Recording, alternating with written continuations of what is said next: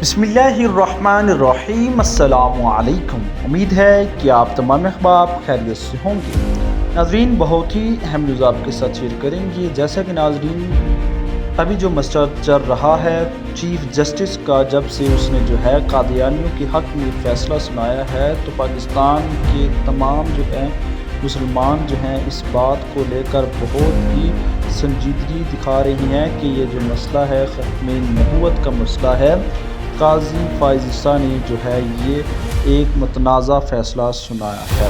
اس پر تحریک لبیک پاکستان کے نائب امیر پیر سید ظہیر الحسن شاہ صاحب نے ایک بیان دیا تھا کہ جو چیف جسٹس کا سر اتارے گا وہ اس کو 1 کروڑ انعام دیں گے۔ اس بات کو لے کر جو ہے حکومت ایکشن میں آئی ہے اور تحریک لبیک پاکستان کے بہت سے کارکنان کو جو ہے گرفتار بھی کیا گیا۔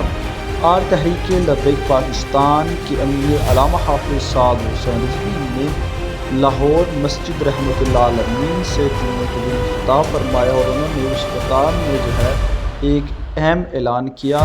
چینل پر نہیں ہے تو چینل کو ضرور سبسکرائب کیجئے تاکہ ہر قسم کی نیوز اپڈیٹ آپ کے ساتھ شیئر کر سکیں۔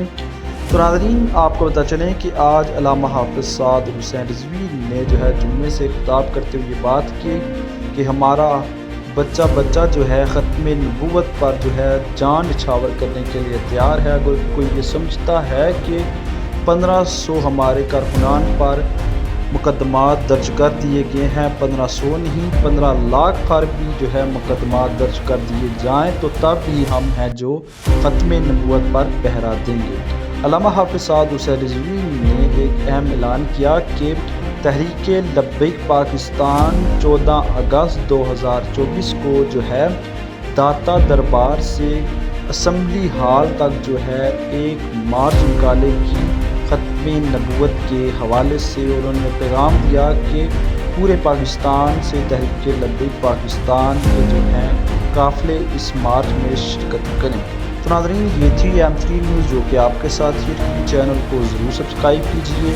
ملتے ہیں نئی ویڈیو میں نئی خبر کے ساتھ۔ اللہ حافظ۔